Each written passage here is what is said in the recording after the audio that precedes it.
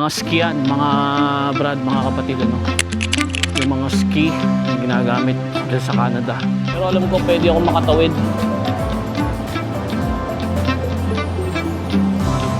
Kasi hindi naman dadaan ng interstate. Wala na tayong food. Kaya good time ito. Dito tayo. Sa bandang kanan, merong nasunog na kotse, mga kapatid, ano? Ayan, no?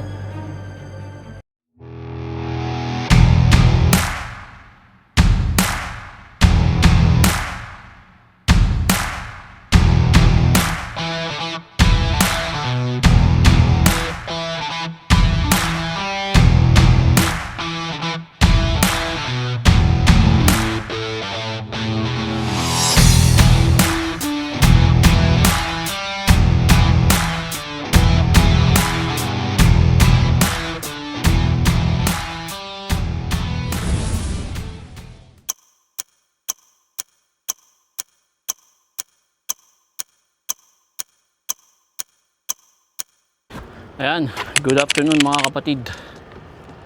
Tapos na tayong mag-load dito sa Laredo, Texas. So yan yung load natin, no? Bali 16 pieces yan, ano? Mga skian, mga brad, mga kapatid, ano? Yung mga ski na ginagamit dyan sa Canada. Yan yung load natin, mga kapatid. So yung dulo, nilagyan ko ng 3 strap. Yung harap 3, yung sa gitna tiga-tigalawa lang, ano. Hindi pwedeng masyadong higpitan kasi magko-collapse yung crate, ano. Malambot yung kahoy ng bawat crate na yan, so hindi siya kailangan masyadong higpit. Pag nag-crash yung crate niya, wala na, di ba? Makikita nyo dito, medyo hinigpitan ko, ayan, oh. Malapit na mag-crash yan, ayan. Pero okay lang yan. So 16 na piraso yan. Inbound freight ang tawag dito. Ibig sabihin hindi pa na-clear sa border, ano. Isa-send ko yung mga paperworks niyan, mga kapatid, para ma-clear na, no. I-clear ng permit department namin, para pagdating ko sa border sa may Alexandria Bay dyan sa Ontario, dire-diretso na lang tayo, mga kapatid. Parang ordinaryo na lang, pero kailangan kong iskanin lahat ng documents, lalong-lalo na yung bond documents nito, no. Nakakailanganin para maklear ito. Kailangan kong iskaning mabuti. Ang total weight natin, mga kapatid, yung total weight niyan is 20,000 pounds lang. Magaang lang, mga kapatid. Sobrang gaang lang yan. Yan, so lalarga na tayo. Ang layo natin sa Quebec from here is 3,400 kilometers. Magbabiyahe tayo ng 4 days. Thursday ngayon, so Sunday nandun na tayo sa Quebec, no? Kung saan man doon. And then Monday morning i-deliver natin to. And from Quebec meron na tayong reload pabalik ng US papuntang Indiana. Okay, so ito na ang ating pang-5 load mula sa Mercer. Tuloy-tuloy ang ating biyahe ng buhay. Samahan nyo ako sa bawat biyahe araw-araw. Isang magandang araw, mga kapatid. Ito tayo ng Walmart, mamimili tayo. Magbabike lang tayo, may malapit ditong Walmart. So punta tayo doon. Magbabike lang tayo, mga kapatid, ano.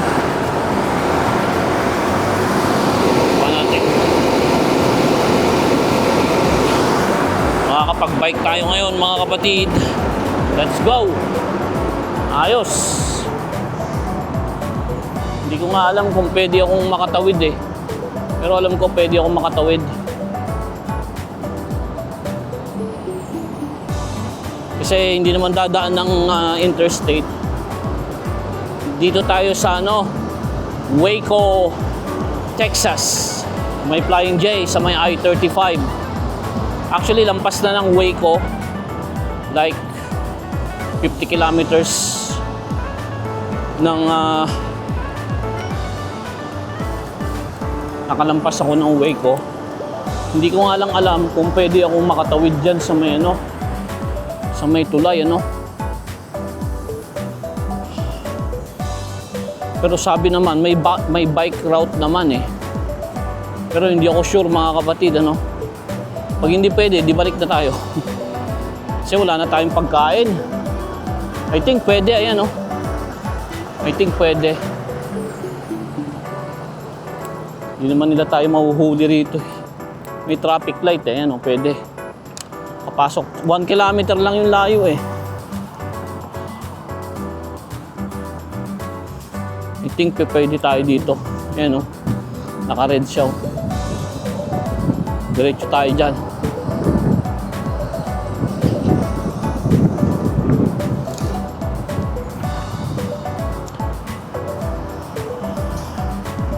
Naka-ready oh. Ba't dumiretso yun?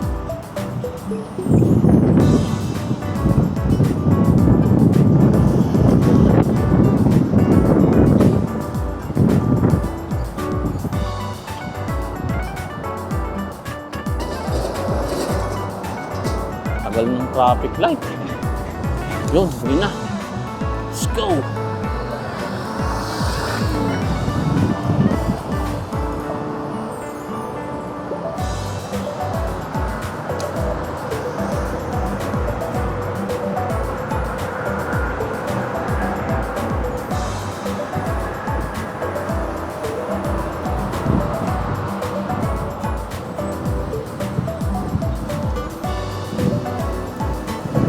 Ayos, di ba? Eh doon, lapit lang oh. Walmart na yan mga kapatid. Ibang iba talaga pag may bike ka. No? Kasi hindi mo na gagalawin yung truck mo doon. Tsaka bawal kong alisin yung truck ko doon eh. Sa ano? Bawal.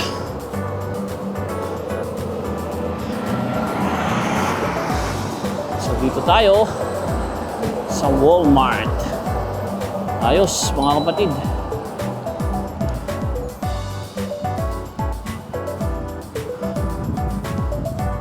Buti na lang dito ako nagpark. Kasi wala na tayong pagkain.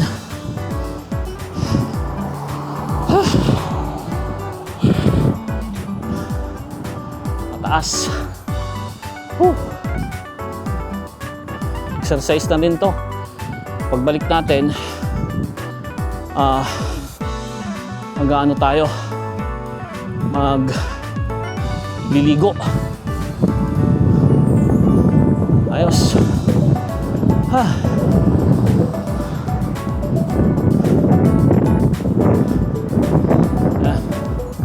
Yan, sasakay natin dito.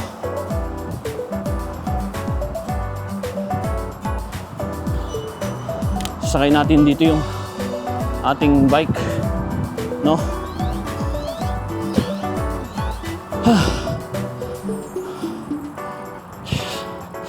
So, pagod ako lapit eh.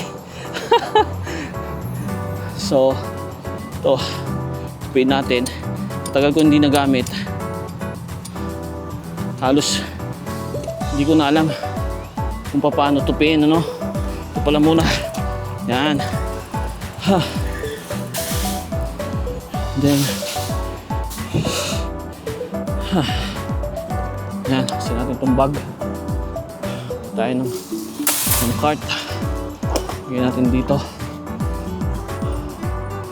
Pasok natin yung, lagay natin itong bike natin sa taas.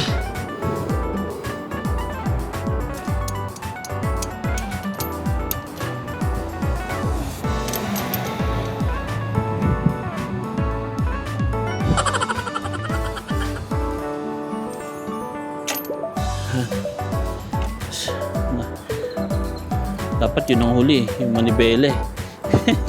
Tagal ko na kasing hindi ginamit. Kaya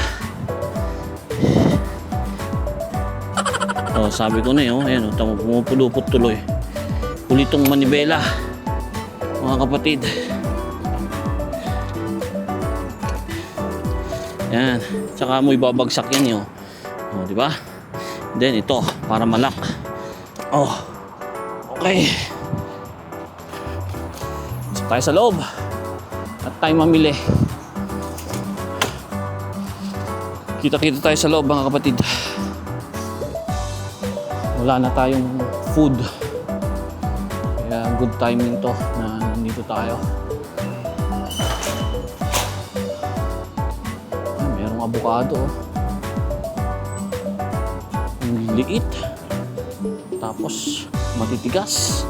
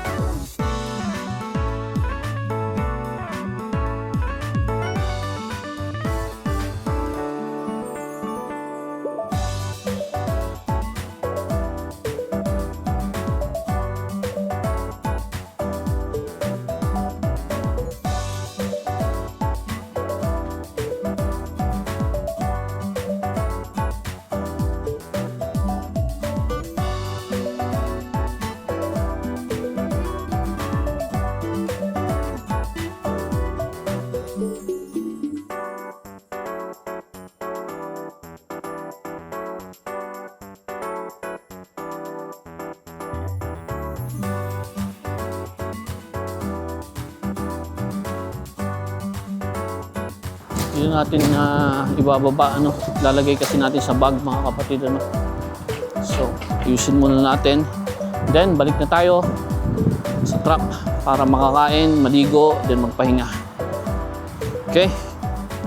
Ayan mga kapatid, dito na tayo nag-park. Pakita ko lang sa inyo, no, para makita nyo ng buo. Ayan, no. Ganda yung napag-parkingan natin. Nasa dulong-dulo tayo mga kapatid, ano. Itong ano pala natin ay jet ski. Pero yung maliit, ang tawag doon sa jet ski is Sea-Doo. No? Sea-Doo ang tawag nila. Ayan. Sea-Doo, maliit na jet ski yan. Kasi pag yung jet ski talaga, eh mahal yun. Pero Sea-Doo. Nung tumawag ako sa broker, kasi pinapapalitan ko ng jet ski kasi yung sabi doon sa opisina, hindi daw pwedeng recreational vehicle, ano? So kailangan daw tumawag ako or i-email ko sila, papalitan ko ng jet ski. Eh nung tumawag ako, sabi nila hindi ba Sea-Doo? Eh syempre hindi ko naman alam ang Sea-Doo. Akala ko yung tatak lang nung kahon is Sea-Doo, yung cover. Yung pala yan pala yung brand, no? Sea-Doo na maliit na jet ski, sabi nung broker. O sige, sila naman na nakakaalam yan eh. Kasi pagka mali ang dineclare mo na description, eh mape-penalty, no? So kailangan very specific. So I think wala namang magiging problema dahil ayun nga, Sea-Doo nga eh, no? Sea-Doo.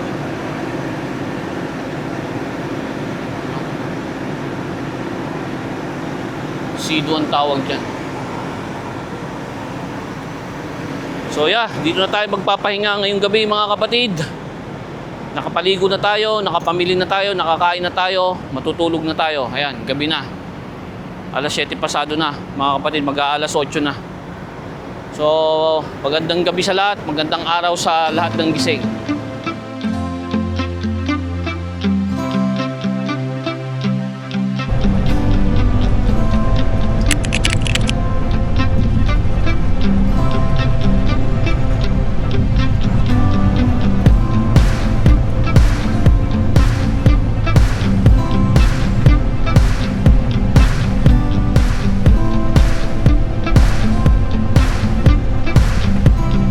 Keep left to I-30, then keep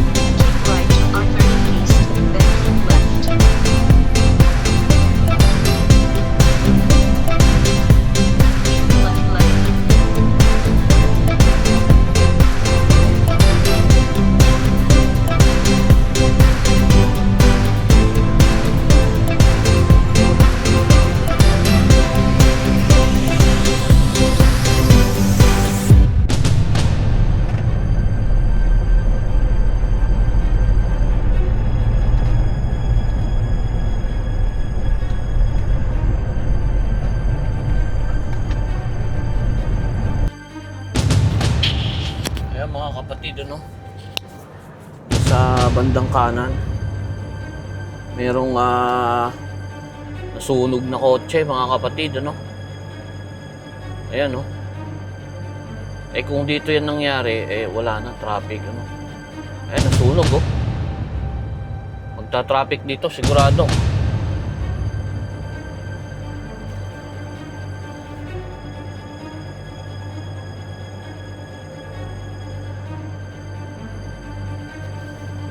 Kaya nangyari dyan, ano? Sobrang init, sunog.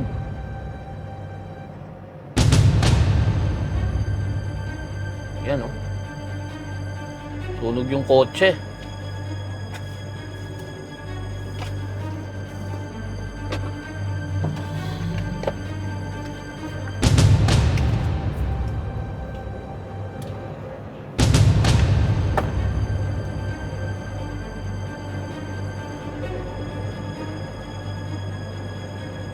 Sunog, oh. Grabe, mga kapatid, nasunog. Magkaka-traffic dyan, sigurado. Mamaya-maya lang. Kasi, siyempre, yung mga tao, titingin-tingin dyan. Mga dumadaan.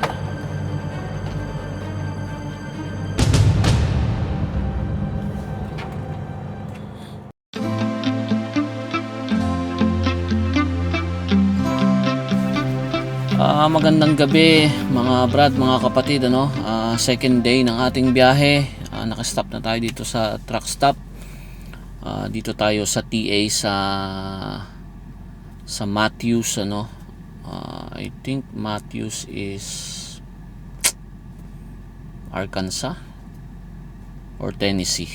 Basta dito yan sa I-30, I-35, I-30, I-35. Ayan. Since nung lumipat ako ng company, merong mga tanong na hindi ko nasasagot, ano. Hindi na rin ako masyado nakaka-reply masyado dahil sobrang busy, no. Dito sa bagong company ko is medyo may mga manual paperworks na kailangan kong asikasuhin while in transit papunta sa Canada at palabas ng Canada, no. But then may mga questions na gusto kong sagutin mula sa ating mga masugid na taga-subaybay, sa ating mga subscribers. Maraming salamat sa inyo. So bibigyan natin ng yung mga ilang katanungan ng ilang clarification at kasagutan, ano, and hope na masagot ko, no. And of course, mag-shoutout tayo sa mga ibang subscribers natin and viewers, ano. Hindi ko lahat mababanggit, but then shout out po sa inyong lahat. So start natin yung mga ibang questions, mga kapatid, ano, na patuloy na lumalabas sa ating upload. Nagtatanong sila para na rin sa kaalaman ng lahat, ano. Nag-transfer na ako from Payne Transportation sa Mercer Transportation, na base yung company na to, yung Mercer Transportation, sa Louisville, Kentucky, USA, ano. Balik company lang ang pinag-transferan ko, no. So meron ditong mga questions, ano, nanggaling kay Brad Genesis Calamyong 5354. Meron siyang tanong dito, are you familiar with the non-domiciled CDL? I think it's just it's about trucking industry. Will you get affected by it? Just asking. Salamat sa katanungan mo, Brad Genesis Calamyong, ano. Bali, hindi ako affected ng non-domicile CDL, ano, kasi ito is para dun lang sa mga nasa US, ano. Bali, hindi naman ako US based, ano. Canadian based owner operator ako, at yung aking CDL license is issued by Manitoba, Canada. Kaya hindi ako sakop nung ruling nila ngayon na bago sa mga non-domicile license, ano. Bali, yan lang yung mga nagtatrabaho sa loob ng US at ang kanilang residence is sa US, ano. So hindi tayo sakop niyan, Canadian CDL license holder tayo. So wala tayong magiging problema sa ruling na yan. Salamat sa tanong mo uli. Shoutout sa iyo at sa iyong pamilya, Brad Genesis Calamyong. At meron din tayong tanong kay Brad Bong Baroso, no. Palagi siyang nanonood sa atin. Salamat sa iyong pagsubaybay, kapatid. Shoutout sa iyo at sa iyong pamilya. Meron siyang question dito. Does that mean, Boss Gene, pwede ka na mag-pick up ng load sa US at i-deliver mo within US din? Well, magandang katanungan, ano? Well, since nasabi ko na maraming nagtatanong talaga na nasa US company na ako, pwede na daw ba akong mag-pick up sa US at i-drop ko din sa US? Ang sagot dyan is hindi. Hindi pa rin ako pwedeng mag-US to US, no? US pick up, US drop off. Cabotage ang tawag dyan. Rule yan ng US, kahit ng Canada. Kapag ka Canadian owner operator ka, pipick upin mo lang sa US yung load mo, at kailangan yung load na pinika mo sa US i-deliver mo sa Canada. Basta hindi mo siya i-deliver within US yung pinick up mo, wala kang magiging problema. So ang sagot dyan, hindi. Bale, parehas pa rin ang routine. Border crossing loads pa rin ang aking mga loads.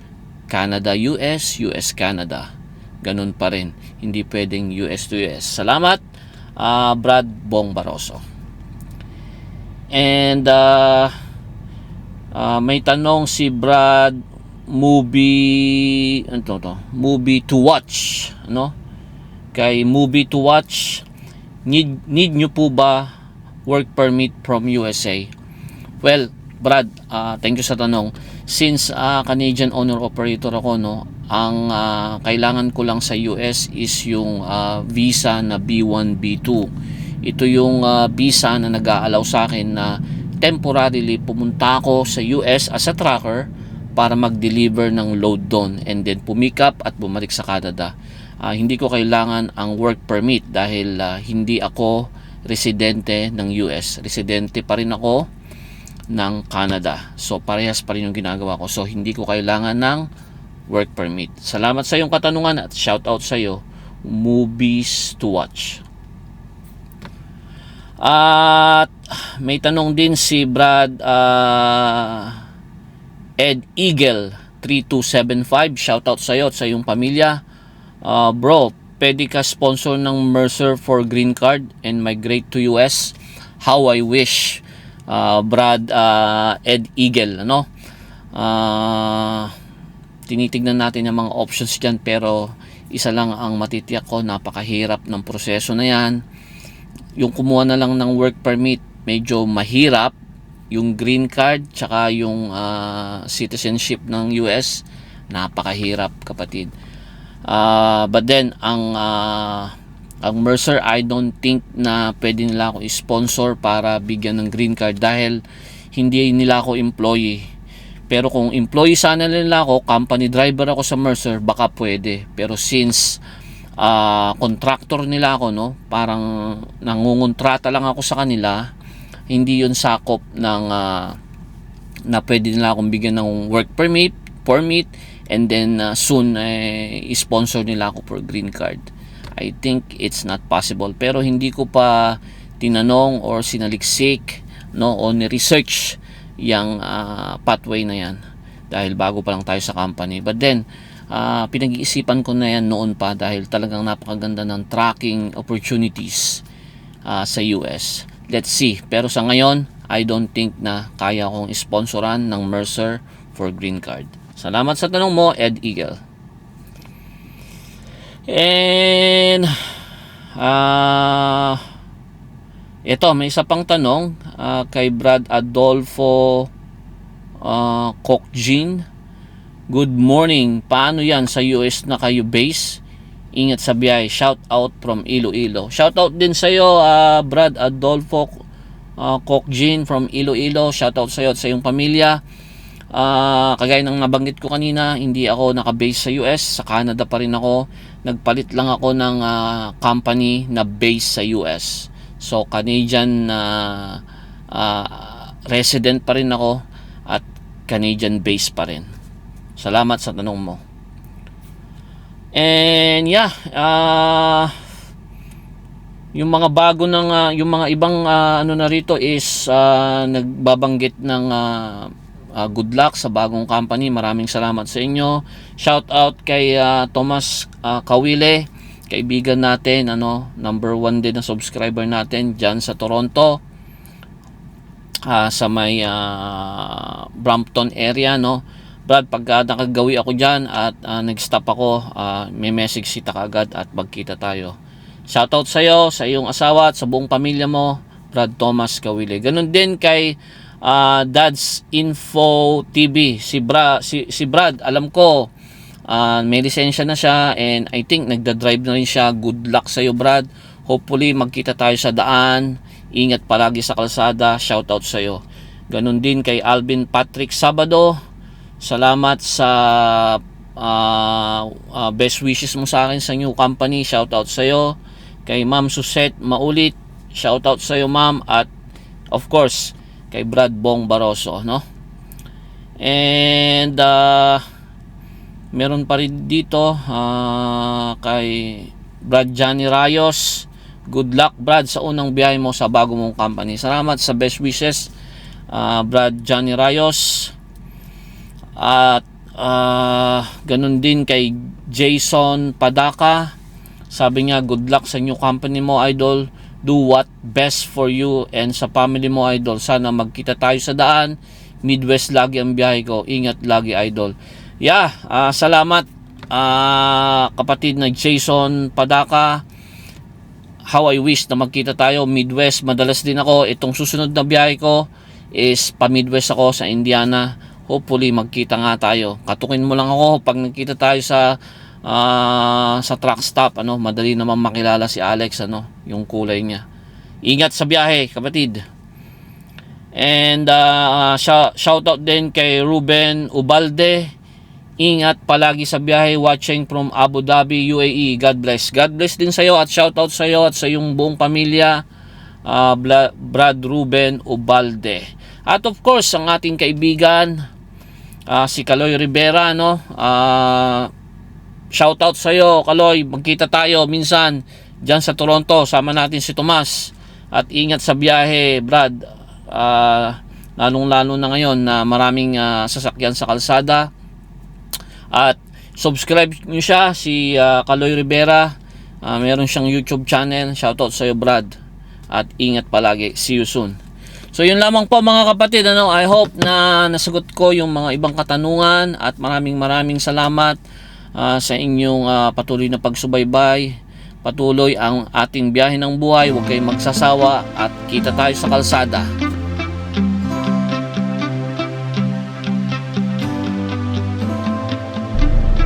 Good morning, mga kapatid. Isang magandang umaga. Current time is 4 a.m. Please drive to highlighted route. Start of the day na tayo, mga kapatid.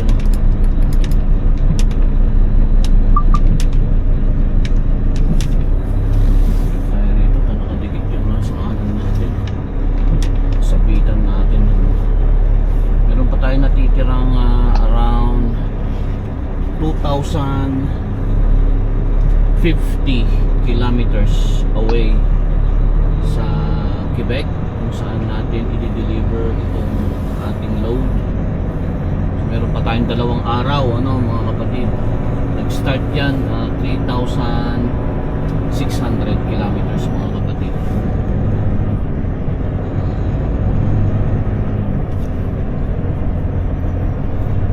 First time nating nagpahinga sa TA truck stop kasi dito tayo nag-fuel kahapon.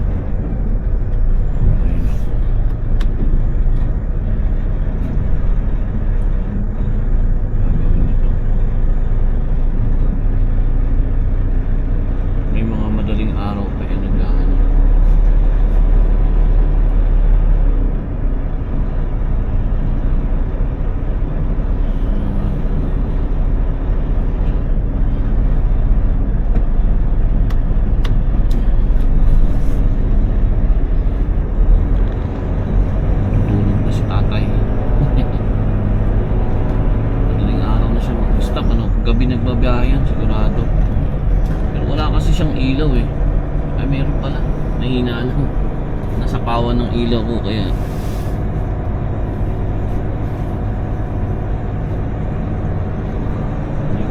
Hindi ko na siya napansin.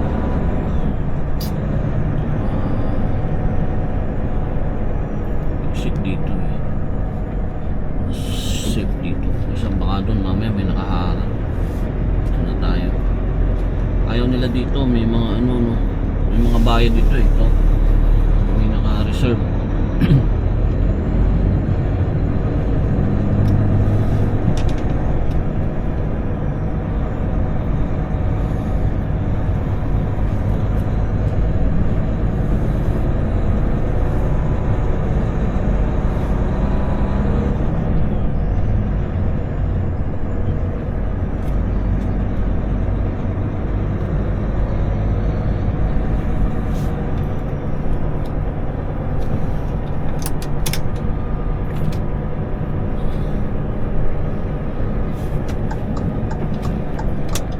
Turn right on I-55 North.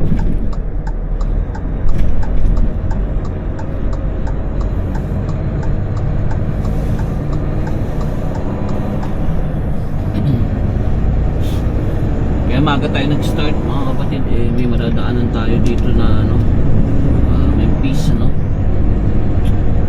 Mahirap na baka matraffic tayo. Kaya dito ang daming truck stop no? Pag wala dyan may labs doon. Meron dito ang Speedy. Maraming pwedeng pagparkingan. Meron pa rin isa Line J. Apat na corner. Merong fuel truck stop. Ang aga ko naman kahapon na nag-park. So yan mga kapatid, ano, tuloy-tuloy ang ating biyahe. Mamaya kita tayo kung saan ko maisipan mag stop over para maliligo na tayo or kakain. Tuloy-tuloy lang ang biyahe ng buhay. Isang magandang araw sa lahat.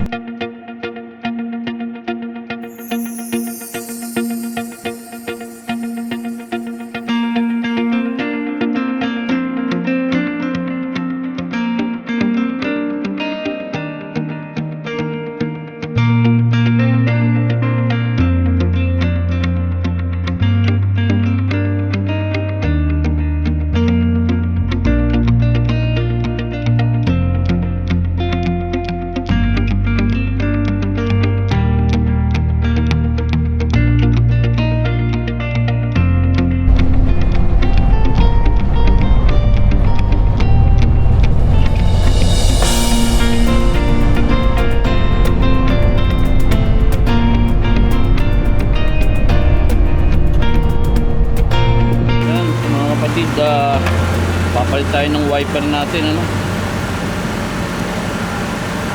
kasi nasira na yung wiper natin sa passenger. Palitan natin ito muna yan. Hopefully pwede to. Nabili ko lang to na mura eh, parang $6 lang.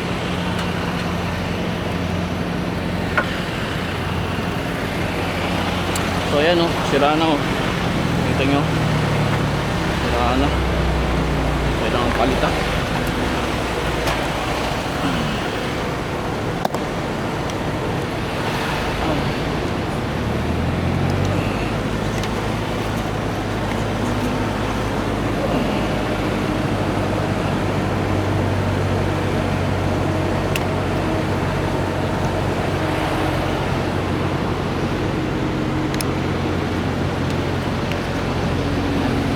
Sana, pay-pay no mga kapatid.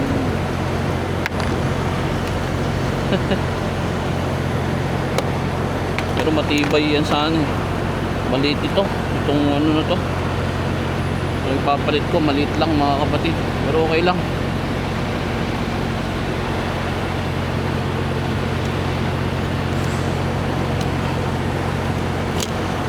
At least mayroong ano, pang wipe ano. Ayos na yan. Ito, lupay-pay na yun. Pero maliit to. Bibili tayo ng mas maano, mas maganda. So ito, nag-graduate na siya. Pero matibay ito. Ayan oh. Meron siyang metal na ano.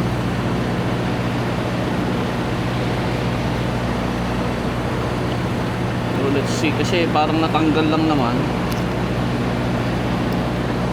Tabi ko to. Parang extra just in case. Hindi yan umubra. Hindi maka-wipe. Pwede pa to. Ayan oh. Parang ididikit lang to yo.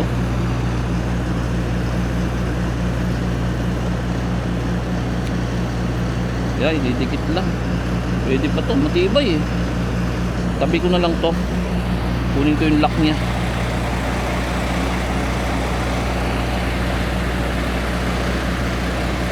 Yeah, I think pwede pa to mga kapatid. Nandito yung lock niya.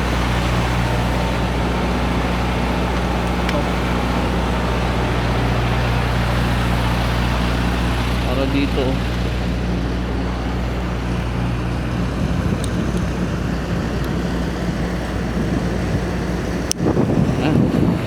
But ano natin to, pwede pa to. Kala ko ano na, sira na. Didikitan ko lang to dito. Dito. Saka dito, di may extra pa ako.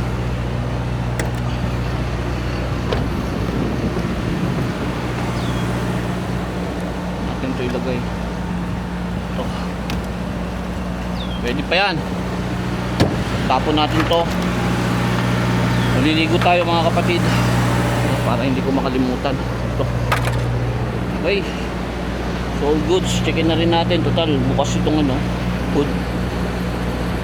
Tulong natin, no?